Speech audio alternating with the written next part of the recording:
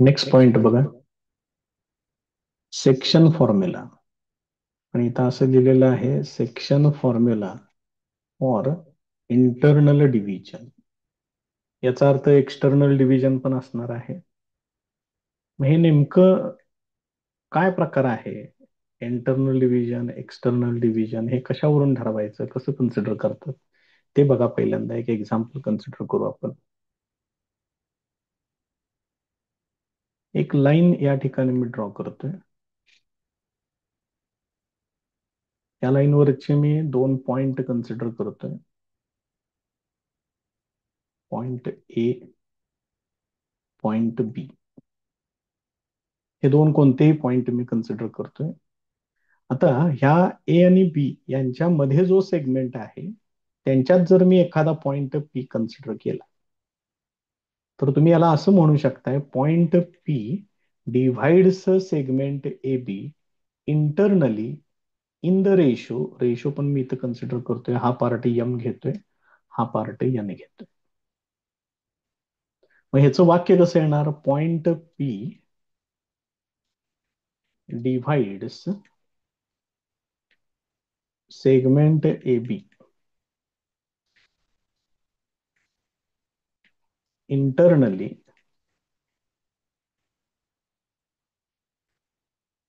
in the ratio m as to n. आता काय करायचं, ए पासून स्टार्ट करायचं, पी पर्यंत यायचं. म्हणजे पहिला सेगमेंट मला मिळेल ए पी, आणि पी पासून दुसरा एंड पॉइंट घ्यायचा, ते मिळेल मला पी बी. मग रेशो काय? ए पी पार्ट किती आहे? एम आहे. पी बी पार्ट किती आहे? एन आहे. आता ए कडून पी कडे जाताना आणि पी कडून बी कडे जाताना डिरेक्शन कशी आहे बघा. ए कडून पी अशी डिरेक्शन आहे, पी कडून बी ही अशी डिरेक्शन आहे. दोघांची डिरेक्शन सेम राहते. याचा अर्थ तुम्ही हे असं पहिल्यांदा तिरकस गुणाकार करून घ्या. N into A P is equal to M into P B. आणि ए पी बार आणि P B bar same direction मध्ये आहेत, म्हणून तुम्ही डायरेक्ट असं लिहू शकता, N A P bar is equal to M P B bar. हे हितच महत्वाचं आहे सगळ्यात. बघा काय कंडिशन आहे. म्हणजे इंटरनल डिव्हिजनच्या वेळेला हे जे दोन सेगमेंट तयार होतात ते सेम डिरेक्शन मध्ये असतात, म्हणून तुम्ही डायरेक्ट त्यांचं कन्व्हर्शन वेक्टर नोटेशन मध्ये करू शकताय.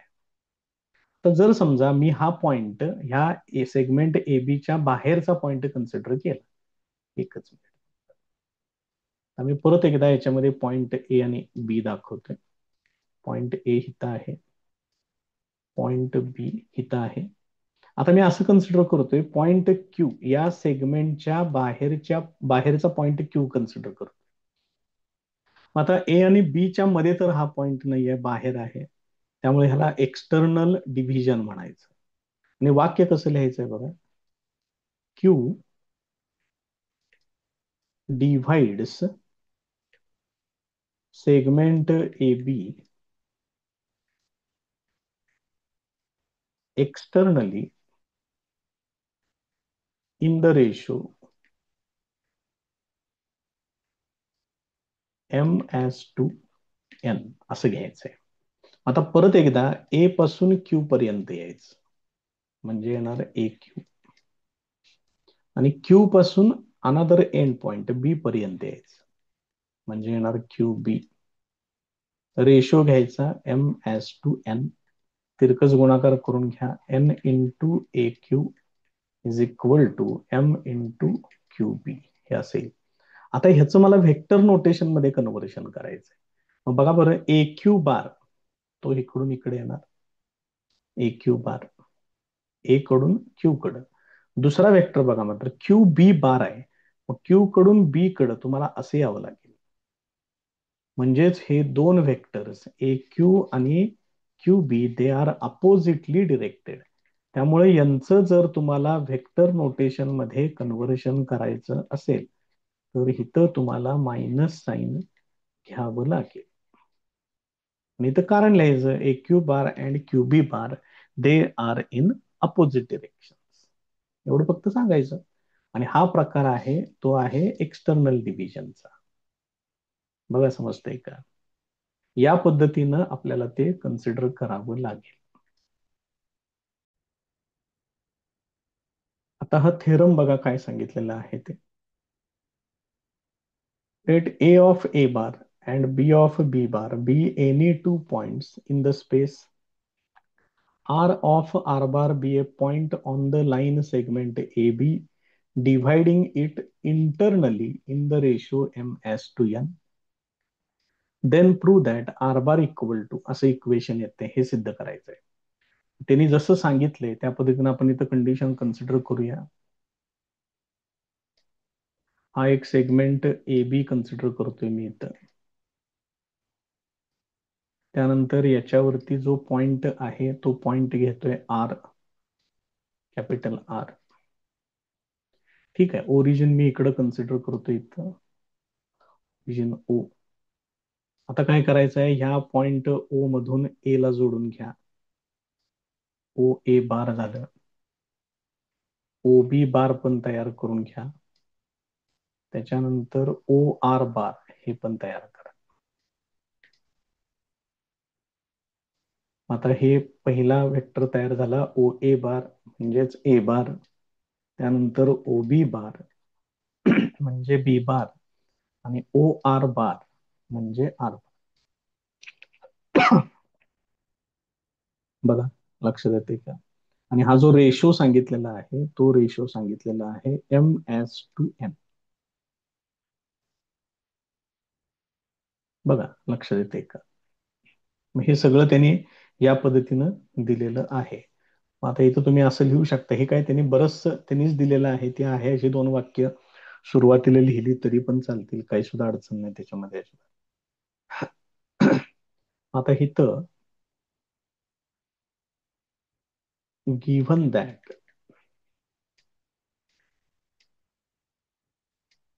ए R divided by R B is equal to, नेहमी लक्षात ठेवा, पॉइंट ए फर्स्ट पॉइंट पासून स्टार्ट करायचं, डिव्हायडिंग पॉइंट पर्यंत यायचं, परत डिव्हायडिंग पॉइंट पासून ते लास्ट पॉइंट पर्यंत यायचं. हा सिक्वेन्स तेवढा पक्का लक्षात ठेवा. हे असेल एम अपॉन एन येणार, तिरकस गुणाकार करून घ्या, एन इकडं मल्टिप्लाय करा, N into A R is equal to M into R B. आता ह्याच्यामध्ये तयार झालेले जे दोन सेगमेंट आहेत त्यांच्या डिरेक्शन्स बघा, ए कडून आर कडे जायचंय त्यामुळे हे ए आर बार होणार, आर कडून बी कडे जायचंय म्हणजे आर बी बार होणार. दोघांच्या डिरेक्शन्स सेम आहेत. Here A R bar and RB bar are in same direction, हे एकाच डिरेक्शन मध्ये आहेत. therefore n into A R bar is equal to M into R B bar, हे असं घ्यायचं. पुढच्या सिद्धतेमध्ये फक्त इथंच चेंज होणार आहे, इथे एक्स्ट्राचं मायनस साईन तेवढी येईल, मायनस साईन येईल त्या पद्धतीनं बदल करत जायचे फक्त. तर इथं काय होईल बघा, N into bracket R bar minus A bar, this is equal to m into bracket p bar minus r bar, हे असेल. therefore n into r bar minus n into a bar, this is equal to m b bar minus m into r bar, हे असेल. ते minus M R bar इकडे घ्या, M R bar plus N R bar, this is equal to M B bar plus N into A bar, हे असेल. मग डाव्या बाजूतनं R bar तेवढं कॉमन घ्या, आर बार कॉमन घेतलं की शिल्लक राहणार M plus N, this is equal to M B bar plus N into A bar. Therefore R bar equal to, हे एम प्लस एन ने इकडे डिव्हाइड करा, M B bar plus N into A bar divided by M plus N असं तुम्हाला equation त्या ठिकाणी मिळेल. मग जरा हेच इक्वेशन त्यांनी प्रूव्ह दॅट मध्ये दिले का जरा बघून घ्या. हे बघा इथे इक्वेशन आहे. याच्यामध्ये पक्क जरा व्यवस्थित काळजीपूर्वक लक्षात ठेवा. हे बघा ह्याचा पोझिशन वेक्टर आहे आर बार. हा आर बार काढण्यासाठी ए चा पोझिशन वेक्टर ए बार, बी चा पोझिशन वेक्टर बी बार. काय करायचंय बघा, एम इंटू बी बार घ्यायचंय आणि एन इंटू ए बार घ्यायचंय. त्यामुळे इथल्या इथं घ्यायचं नाही, एम ए बार आणि एन बी बार घ्यायचं नाही. M into B bar, N into A bar divided by M plus N असा येते. व्यवस्थित लक्षात ठेवा काय घ्यायचंय नेमकं ते आणि कसं घ्यायचंय. आता याच्यामध्येच आपल्याला एक काम करायचं आहे. मिड पॉइंट फॉर्म्युला याच्यामध्येच कम्प्लीट करायचा आहे मला. मग मी असं कन्सिडर करतोय की हा आर हा मिड पॉइंट आहे. जर आर मिड पॉइंट असेल तर एम आणि एन हे दोन्ही पण इक्वल असणार. कारण हा जेवढा पार्ट असेल तेवढाच हा आर बी पण असणार. म्हणजेच एम आणि एन हे इक्वल येते. बघा लक्षात येते का. मग ते आपण त्याच्यामध्ये फायनल जो फॉर्म्युला आलेला आहे त्याच्यामध्ये वापरूया आणि मग बघू त्याचं काय कन्व्हर्शन होते ते. त्यालाच मिड पॉइंट फॉर्म्युला असं कन्सिडर केलेलं आहे.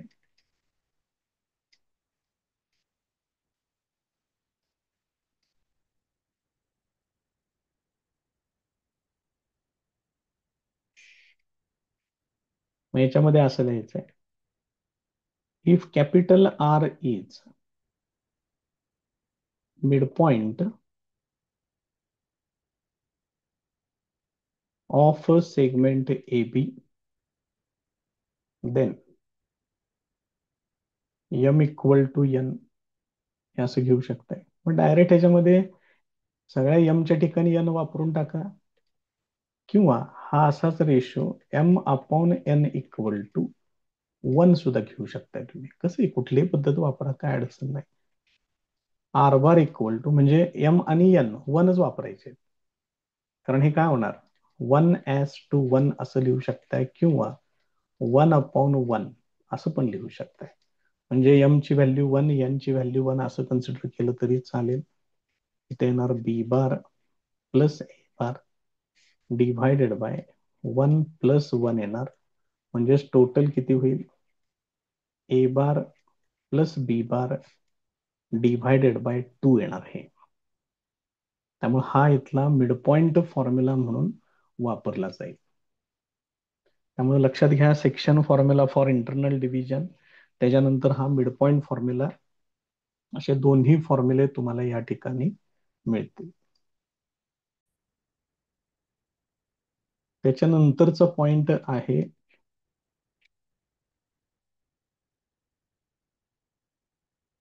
Centroid formula.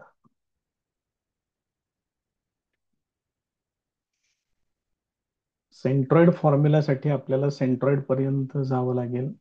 त्यासाठी एक ट्रायंगल ड्रॉ करावं लागेल सगळ्यात पहिल्यांदा.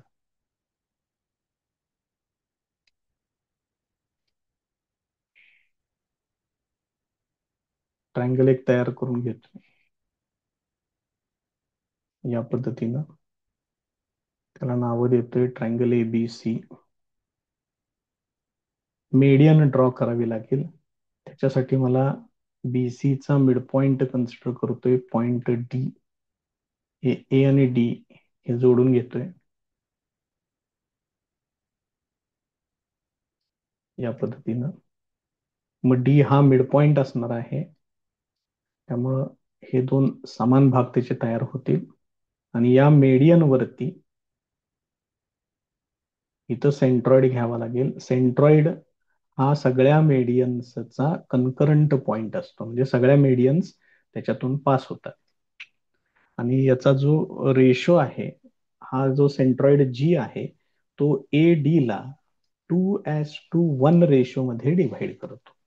म्हणजे ए जी पार्ट हा 2 असतो. ए जी डिव्हायडेड बाय जी डी हा जर रेशो तुम्ही घेतला तर हा रेशो येतो 2:1. हे महत्वाचं त्यातलं माहिती असू दे. आपण कन्सिडर करूया in a triangle ABC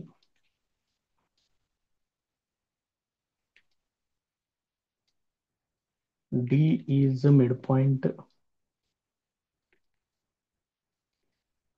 of BC. AD is the median. Capital G is the centroid. And G divides AD internally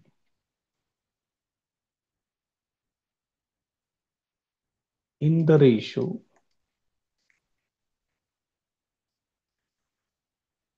2:1. Therefore, AG upon GD is equal to 2/1 हे असं येणार. आता हे एकूण 1 2 3 4 5 5 पॉइंट आहेत. 5 पॉइंटचे 5 position vectors. Assume that A bar, B bar, C bar, D bar and G bar are the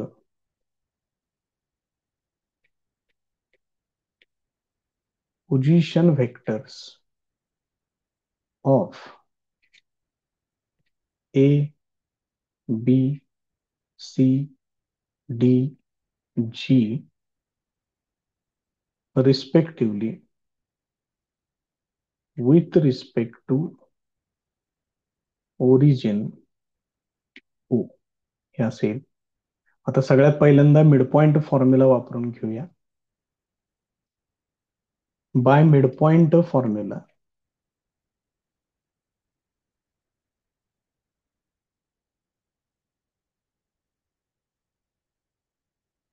बघा बरं कोण आहे मिडपॉइंट. तर डायग्राम मध्ये बघा डी हा BC चा मिड पॉइंट आहे.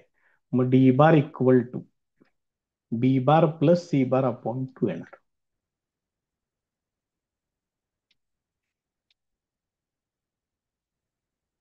बी bar plus C bar upon 2. त्याच्यानंतर section formula for internal division वापरायचा. हा पॉइंट जी AD ला 2:1 रेशो मध्ये डिव्हाइड करतो. त्याचं एक वाक्य इथं लिहिलेलंच आहे बघा. For centroid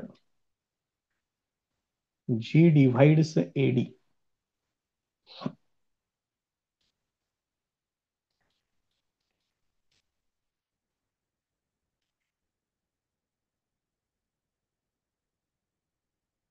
internally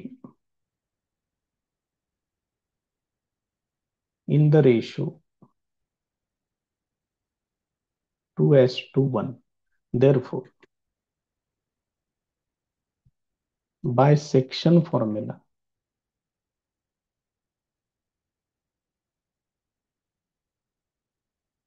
for internal division,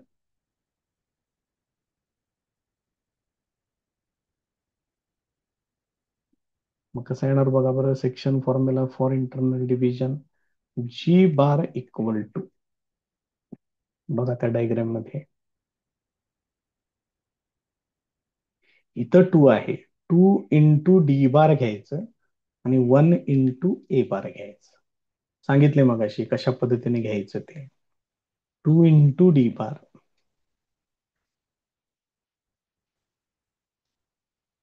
plus 1 into A bar divided by 2 plus 1. मग याच्यातलं डी बार आत्ताच आपण लिहिले बघा इथं.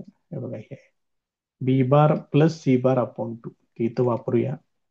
2 into bracket B bar plus C bar upon 2 plus A bar divided by 3. Therefore G bar equal to हे 2 ला 2 cancel होईल. काय होणार बघा बी बार सी बार आणि ए बार येणार अंशात. म्हणजेच A bar plus B bar plus C bar divided by 3 हे असे. हा इथला सेंट्रॉइड फॉर्म्युला आहे. बघा लक्ष देते का?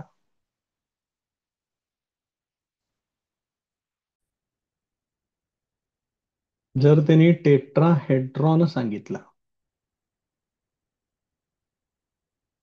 Tetrahedron A B C D आणि त्याचा सेंट्रॉइड जर विचारला, तर G bar equal to A bar plus B bar plus C bar plus D bar divided by 4 असा फॉर्म्युला वापरायचा आहे टेट्राहेड्रॉनसाठी. सेंट्रॉइडचा हा फॉर्म्युला, ट्रायंगलसाठी सेंट्रॉइडचा हा फॉर्म्युला.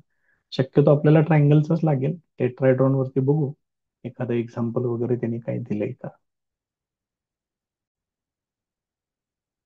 नेक्स्ट पॉइंट बघा. आता नेक्स्ट थिअरम आहे तो section formula for external division. आता हे तेच पॉइंट आहेत. A of A bar B of B bar R of R bar be the third point on the line A B but dividing the segment A B externally in the ratio M is to N. त्याच्यावरून हा formula सिद्ध करायचा आहे. इथं फक्त minus आहे बघा. मगाशी इंटरनल डिव्हिजन मध्ये या ठिकाणी प्लस होतं, ते फक्त या ठिकाणी मायनस होईल. परत एकदा आपण त्याची डायग्राम तयार करूया.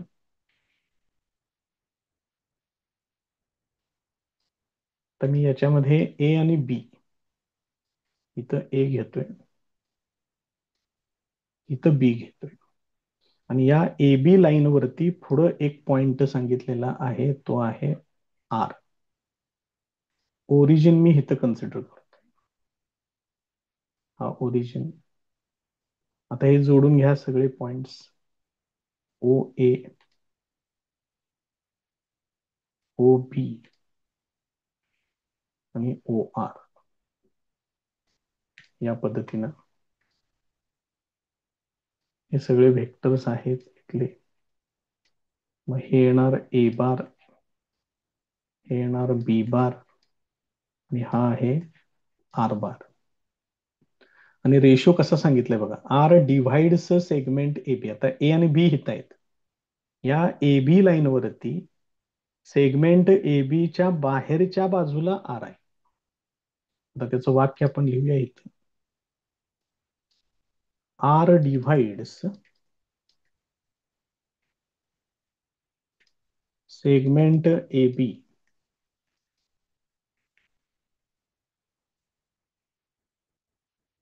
एक्सटर्नली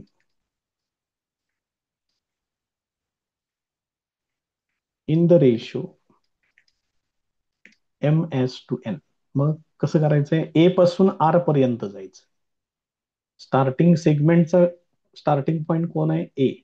ए पासून डिव्हायडिंग पॉइंट पर्यंत जायचं म्हणजे ए आर, आणि आर पासून सेकंड एंड पॉइंट तो आहे बी म्हणजे आर बी. हे असं घ्यायचं.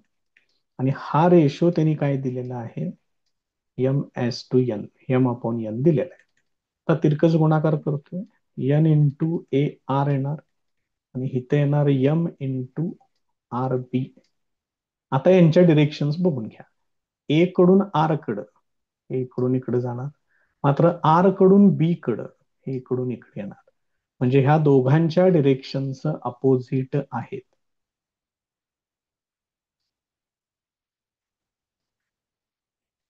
Now A R bar and RB bar are in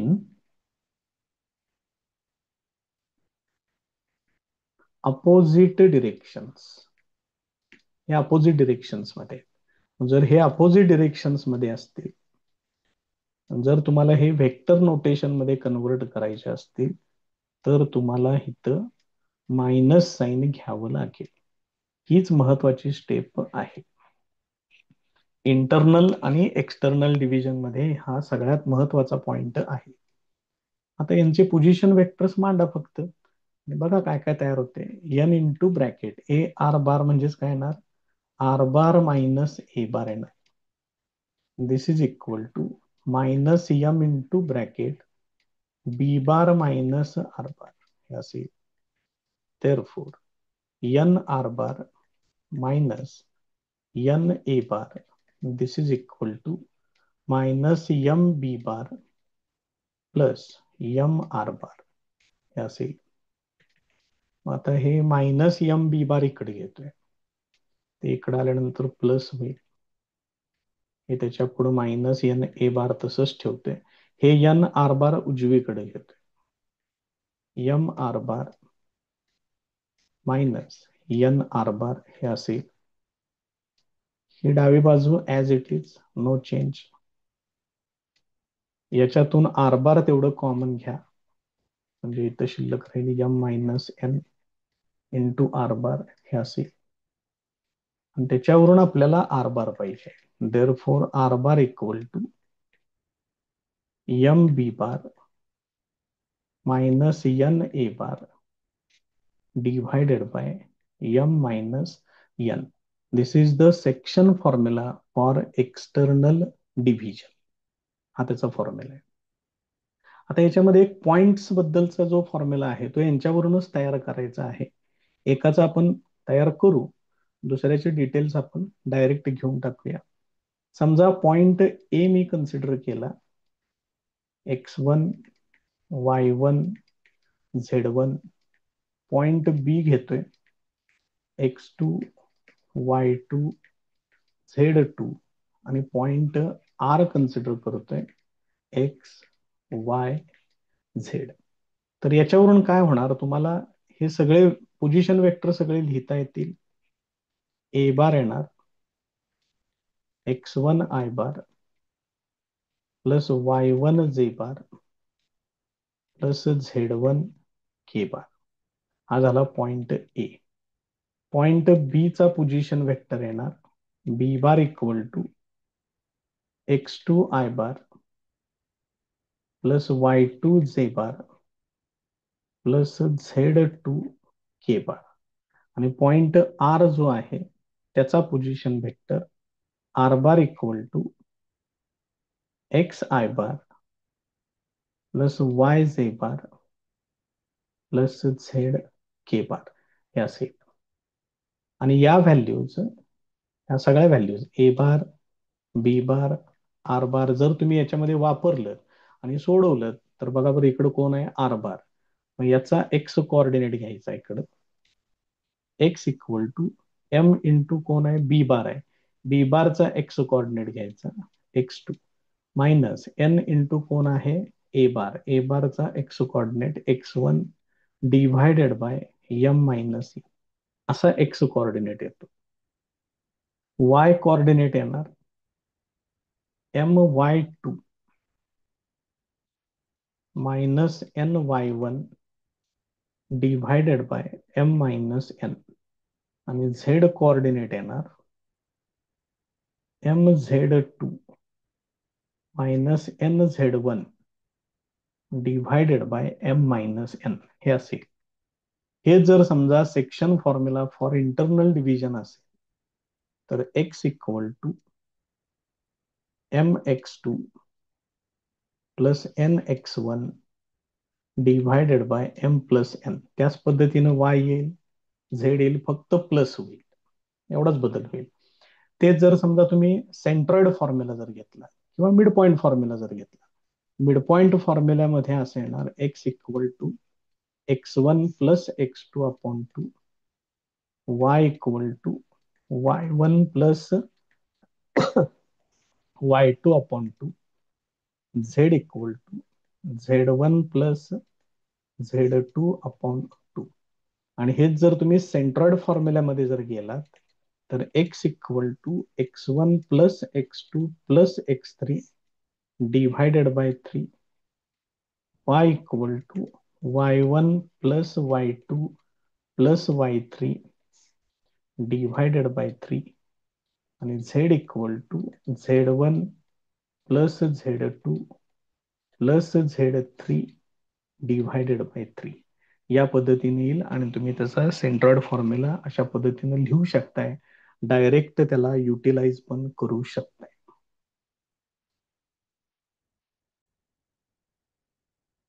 बघा त्याचं एक्सरसाइज स्टार्ट करूया. Exercise 5.2. First example, find the position vector of point R which divides the line joining the points P and Q whose position vectors are. हा P चा position vector आहे, हा Q चा position vector आहे. Ratio सांगितलेला आहे 3:2. पहिल्यांदा internally consider करा, नंतर एक्सटर्नली कन्सिडर करा. त्याचे 3 पॉइंट्स आहेत पी क्यू आर, त्यांचे पोझिशन वेक्टर्स कन्सिडर करूया. P bar, Q bar, R bar. Position वेक्टर्सचं स्टेटमेंट बऱ्यापैकी उदाहरणांमध्ये तुम्हाला लिहावं लागेल. assume that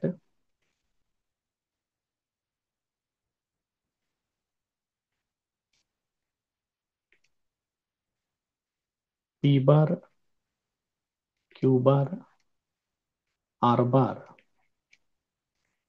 are the position vectors of points P, Q, R respectively with respect to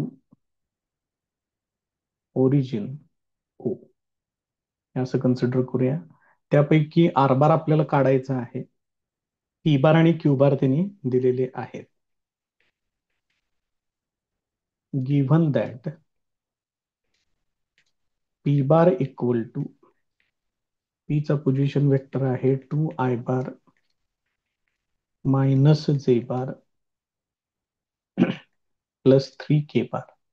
त्यानंतर क्यू बार साठी सांगितलेलं आहे -5i बार प्लस 2j बार मायनस 5k बार. या पद्धतीनं पोझिशन वेक्टर्स दिलेले आहेत. तर त्याच्यातलं फर्स्ट सेक्शन घेऊया. त्याच्यामध्ये सांगितलंय R divides P Q internally in the ratio 3:2. R divides segment P Q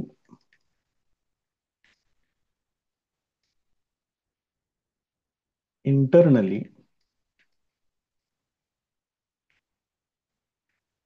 in the ratio 3:2. Therefore,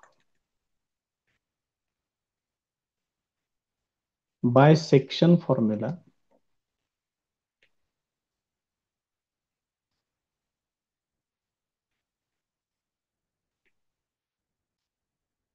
for internal division, section formula for internal division वापरूया. त्याच्यामध्ये काय येणार, तो पॉइंट कोण आहे, आर आहे. त्यामुळं आर बार इक्वल टू काय येणार बघा, पी क्यू आहे म्हणजे M into Q bar plus N into P bar असं घ्यायचंय बघा, divided by M plus N. इथं रेशो आहे 3:2. त्यामुळे एम म्हणजे 3 घ्यायचंय, एन म्हणजे 2 घ्यायचंय. आणि पी बार आणि क्यू बार इथं तयार आहेत, ते वापरा फक्त त्याच्यात. Therefore R bar equal to M ची व्हॅल्यू 3 आहे, क्यू बार घ्यायचा आहे पहिल्यांदा -5i bar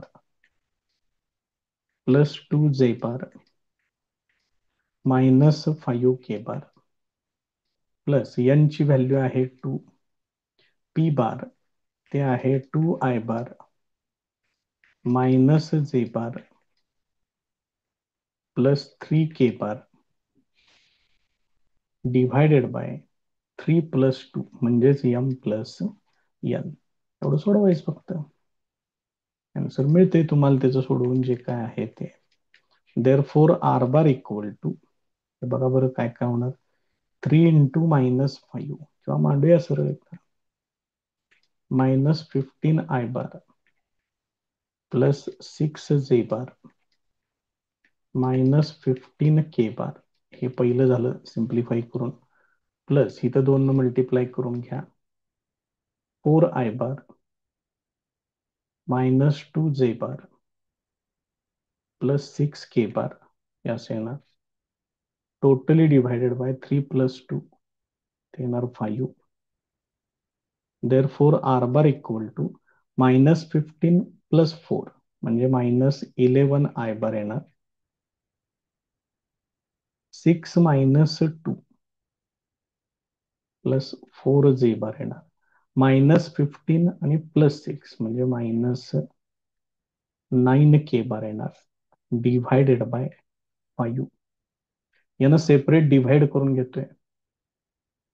therefore R bar equal to -11/5 I bar plus 4/5 J bar minus 9/5 के बार हे असं घेऊ शकताय.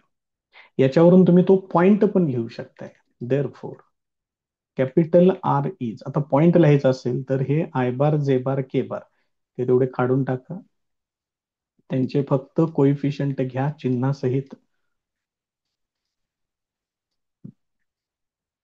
हे असे येणार. हा पॉइंट येणार तो.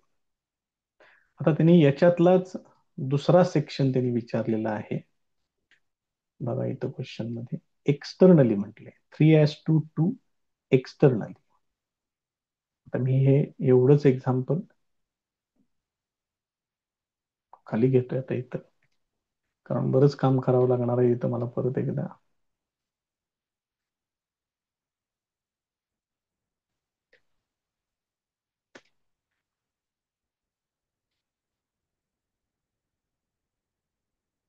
आता सेकंड पार्ट त्याच्यातलं.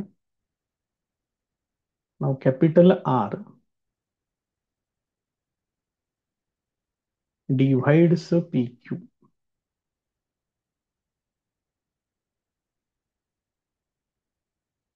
Externally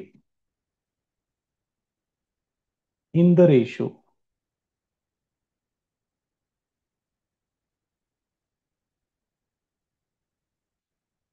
(3:2). Therefore, by section formula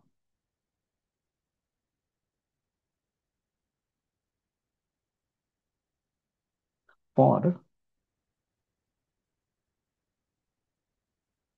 external division, मग section formula for external division लिहायचं असेल तर मग कसं घ्यायला लागणार आता. R bar equal to M/Q minus N/P divided by M-N. मगाशी सोडवलंय तसंच, फक्त प्लसच्या ऐवजी आता मायनस घ्यावं लागेल तुम्हाला. Therefore R bar equal to M आहे 3, Q बार घ्यायचा आहे, हा Q बार आहे बघा, -5 I बार प्लस 2 जे बार -5 के बार. त्यानंतर मायनस N ची व्हॅल्यू आहे 2, P बार आहे 2 I bar -J bar plus 3 K bar totally divided by 3 - 2 हे असे येणार. आता हे सोडवायचं आहे. आता इथं तुम्ही हे डायरेक्ट पण सोडवू शकताय. आता त्या पद्धतीने पण दाखवून घेऊया एकदा, सोडवून घेऊया तसं पण एकदा. बघा बरं, 3 × -15, 3 × -5 -15 आणि -4 हे होणार -19 I बार होणार. इथं होणार 3 × 2 = 6, इथं +1 6 प्लस +2 3 × 2 आणि -2 × -1 3 × 2 होणार 6 +2 हे येणार 8 जे बार. 3 × -5 हे -15 आणि -2 × 3 होणार -6 -15 -6 -21 के बार डिव्हायडेड बाय येणार 1. बघा लक्षात येते का. मग म्हणजेच हे फायनल सिम्प्लिफाईड हे असेल.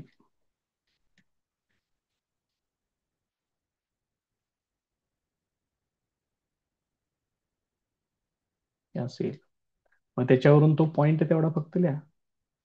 देअरफॉर कॅपिटल आर इज -19, 8 आणि -21 हा तो पॉइंट येईल. नेक्स्ट प्रॉब्लेम बघा. Find the position vector of midpoint M joining the points L आणि एन हे दोन पॉइंट दिलेले आहेत. तर सेगमेंट एल एन चा एम मिड पॉइंट आहे, तर एम चा पोझिशन वेक्टर फाइंड आउट करा असं त्यांनी सांगितलंय. मग हे 3 पॉइंट आहेत, 3 पोझिशन वेक्टर कन्सिडर करूया. assume that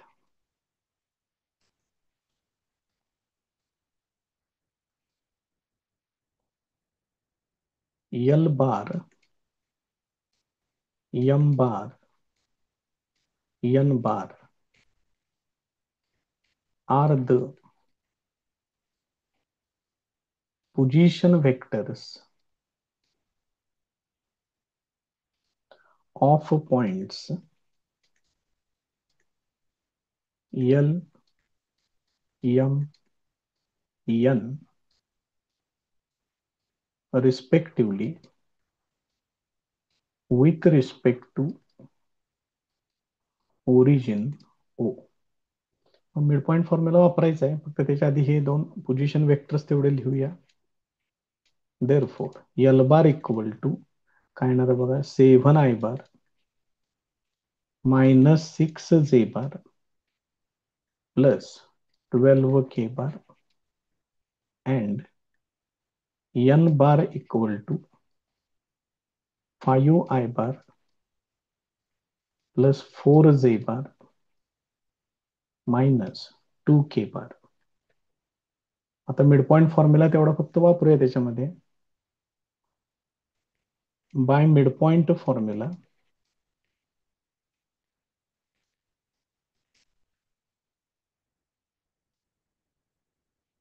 कोण आहे बघा, mid point M mid point आहे. मग M bar equal to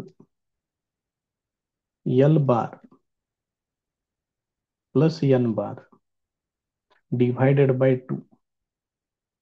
values वापरूया त्याच्यामध्ये. Therefore M bar equal to L bar आहे 7I bar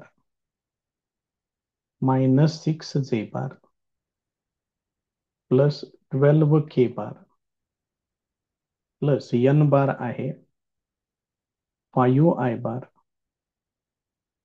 plus 4J bar -2K bar divided by 2. आता हे सिम्प्लिफाय करूया याला. Therefore M bar equal to 7 + 5 ते होणार 12 डिवायडेड बाय 2 ते होणार 6I बार. किंवा एक काम करूया, पूर्ण ते मांडूया पहिल्यांदा अंशात काय येते ते, मग नंतर सेपरेट डिवाइड करू. 12I bar -6 + 4 -2J bar 12 - 2 10K bar divided by 2. तर 2 ने त्याला डिवाइड करून घ्या.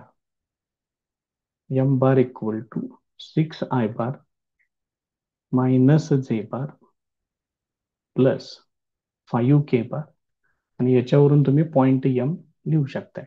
देअरफॉर एम इज 6 -1 and 5 असा हा मिड पॉइंट त्या ठिकाणी तुम्हाला मिळेल. नेक्स्ट प्रॉब्लेम बघा. If the points, point A दिलाय, पॉइंट बी दिलाय, पॉइंट सी दिलेला आहे, दे आर कोलिनियर, एका रेषेवरती आहेत. देन फाइंड द रेशो, पहिल्यांदा रेशो फाइंड आउट करा म्हटलंय, in which point C divides line segment A B. आणि त्याच्यानंतर values of P and Q हे पण विचारले. एकूण 3 पॉइंट्स आहेत, 3 पोझिशन वेक्टर्स कन्सिडर करू. पहिलं वाक्य तेच लिहूया. assume that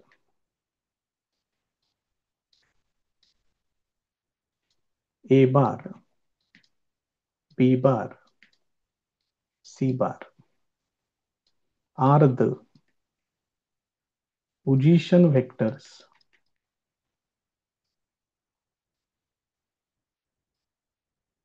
of points A B C respectively with respect to origin O. आता ह्यांचे पोझिशन वेक्टर सगळे मांडून घ्या. therefore a bar equal to 3 I bar 0 J bar येणार आहे, त्यामुळे तो काही नाही लिहिला तरी चालेल, प्लस पी के बार. त्याच्यानंतर B bar equal to -I bar plus Q J bar plus 3K bar. त्याच्यानंतर C bar equal to -3I bar plus 3J bar आणि 0K बार ते काढून टाका त्याच्यातून. आता त्यांनी प्रश्न विचारलाय की पॉइंट सी ए बी ला कोणत्या रेशो मध्ये डिव्हाइड करू. म्हणजे तो रेशो पण त्यांनी दिलेला नाहीये. मग आपण रेशो कन्सिडर करूया के एस टू 1. नुसतं के म्हटलं तरी पण चालेल. ऍज्युम दॅट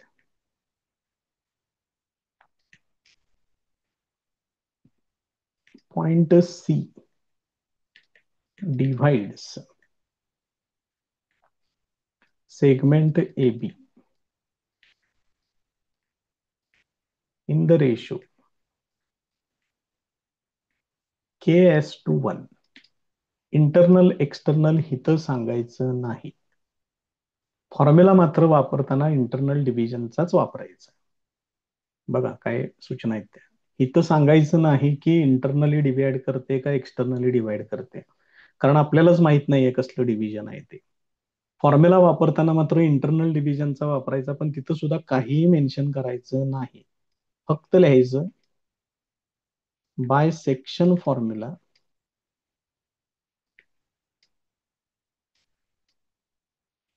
एवढंच लिहायचं. फक्त सी साठी लिहायचं आहे.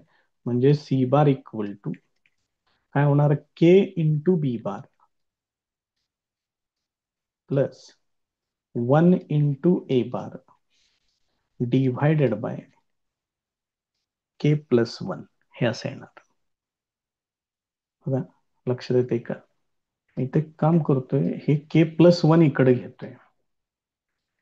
हे इक्वेशन असं होईल K plus 1 into C bar equal to K B bar plus A bar हे असेल.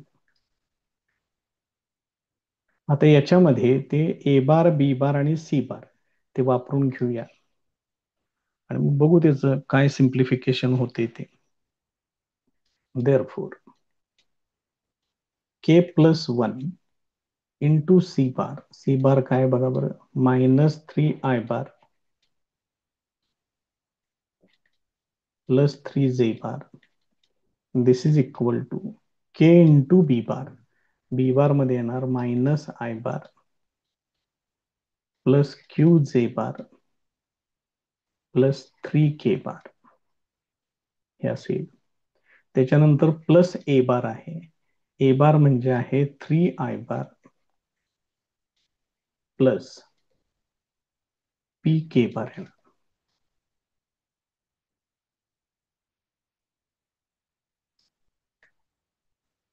तर आता हे सोडवायचं आहे आपल्याला, कम्प्लीट करायचं आहे. त्याच्यामध्ये बघा काय काय ते.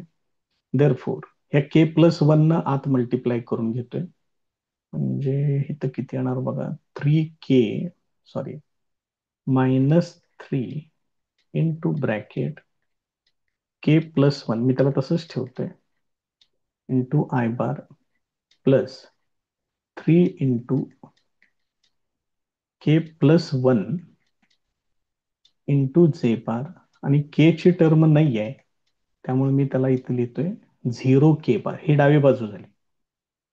Equal to right hand side वरती काय येणार आहे बघा, -KI बार आणि 3I बार म्हणजे -K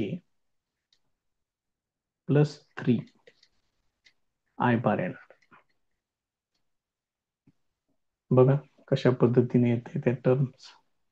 त्याच्यानंतर इथे येणार जे बार साठी क्यू के जे बार, हे तर नाहीच आहे जे बार.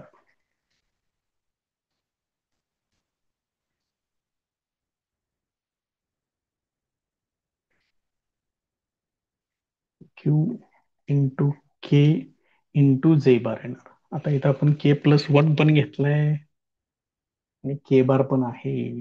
बदलावं लागणार त्या केला. आता काय करता येईल केला, कारण घोळ होणार बघा. हे बघा इथं के बार आहे. बरं ठीक आहे, आपण त्याला वेक्टरच कन्सिडर करू. के हा फक्त कॉन्स्टंट आहे. तर आता इथं लक्षात आलंय, तर नंतर के च्या ऐवजी दुसरं काहीतरी नोटेशन वापरा. बघा फक्त आता इथं कुठं आलो आपण, आता क्यू के जे बार झालं. इकडं जे बार नाहीये. त्याच्यानंतर इथं आहे 3K के बार. मग इथलं 3K प्लस इथं पी आहे इंटू के बार. के बार वेगळा आहे आणि के वेगळा आहे, हे फक्त एवढं डोक्यात ठेवा. पण आता व्हॅल्यू आपण वापरून झाले, बरंच पुढं आपण आलेलो आहे. आता हे कोइफिशियंट इक्वेट करायचे आहेत आणि मग त्याच्यावरून तुम्हाला के ची व्हॅल्यू मिळेल. बघा, आय बारचा कोइफिशियंट इथं आहे -3 into bracket K+1. This is equal to -K+3. हे बघा, हे आणि हे इक्वेट केलं. तसं जे बारचे कोइफिशियंट बघा काय, 3 into bracket K+1. This is equal to Q into K. हे आणि हे इक्वेट केलं. आता 3K प्लस पी तर झिरोच आहे. दिस इज इक्वल टू 0. आता ही पुढची जी दोन इक्वेशन्स आहेत, हे आणि हे, याच्यामध्ये पी आणि क्यू आपल्याला माहिती नाही आहे. त्यामुळे हे तर काही सोडवता येणार नाही. पहिल्या याच्यामध्ये पी क्यू वगैरे तसलं काही नाहीये. आता हे सोडवून घ्या. हे सोडवलं तर हे किती येणार, -3K -3 is equal to -K+3 येणार. ते मायनस के अलीकडे घ्या. -2K इक्वल टू, हे पलीकडे पाठवा. इथे येणार 6. के इक्वल टू -2 ने इकडे डिव्हाइड करा, -3 येते. मग इथं के ची व्हॅल्यू निगेटिव्ह आलेली आहे. के ची व्हॅल्यू जर निगेटिव्ह आली, इट इज एक्सटर्नल डिव्हिजन आणि रेशो घ्यायचा K:1 म्हणजे 3:1. मग इथं लिहायचं तसं, सिन्स के इज निगेटिव्ह,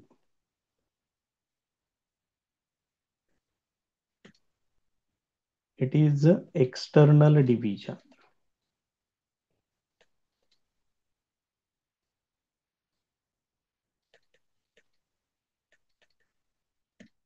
हे असं येईल. त्यामुळे हे पहिल्यांदा कळेल तुम्हाला. आणि रेशो काय येणार, 3:1 येणार. मग त्यांनी कसं वरती दिलंय बघा बरं, पॉइंट सी विचारलंय ना. C divides segment A B externally in the ratio 3:1. Therefore, C divides segment AB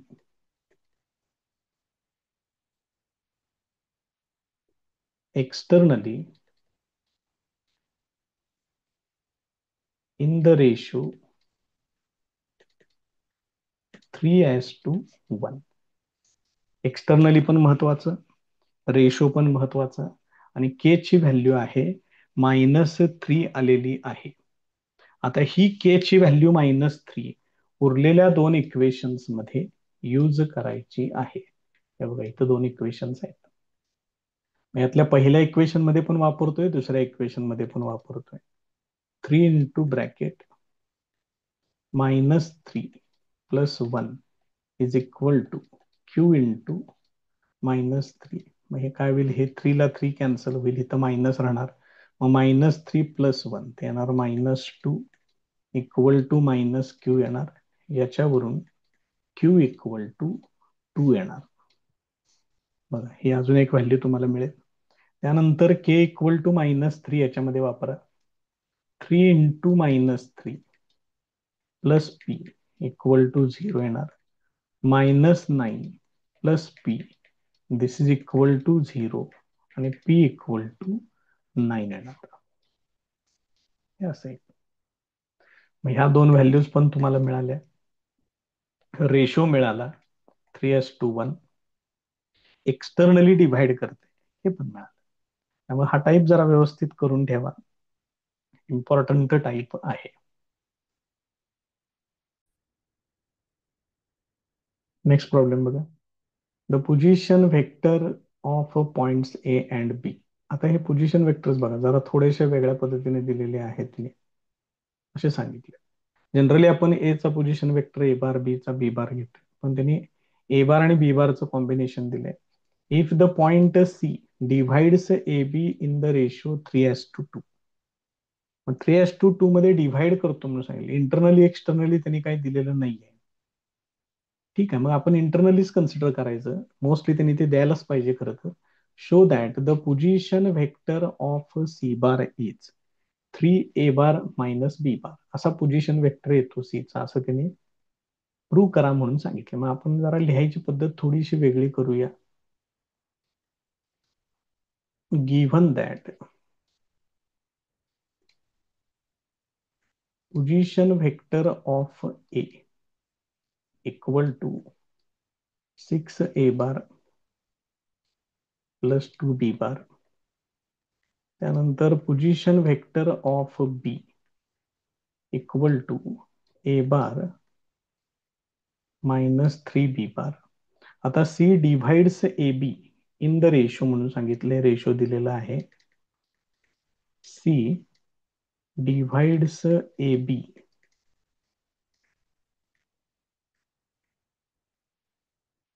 in the ratio 3:2. Therefore, by section formula for internal division, ज्यावेळेला डिव्हिजन दिलेलं नसेल त्यावेळेला डायरेक्ट इंटरनल डिव्हिजन घेऊन सोडवायचं. मग इंटरनल डिव्हिजनचा जर वापर केला तुम्ही तर हे काय येणार, सी बार इक्वल टू. आता इथं आपण ए बार आणि बी बार म्हणू शकत नाही म्हणून फक्त हे असं घ्या, एम इंटू एमच्या ऐवजी 3 डायरेक्ट, ते पण ठीक आहे आपण वापरू नंतर. M into position vector of B plus N into position vector of A totally divided by M plus N, हे असं येणार. आता याच्यामध्ये व्हॅल्यूज वापरूया. Therefore C bar equal to एमच्या ठिकाणी 3 येणार. पोझिशन व्हेक्टर ऑफ बी म्हणजे ए बार मायनस 3b येणार प्लस एनच्या ठिकाणी 2 येणार. पोझिशन व्हेक्टर ऑफ ए त्या ठिकाणी येणार 6a plus 2b divided by 3 plus 2 हे असेल. Therefore C bar equal to, आता हे सिम्प्लिफाय करून घ्या, 3a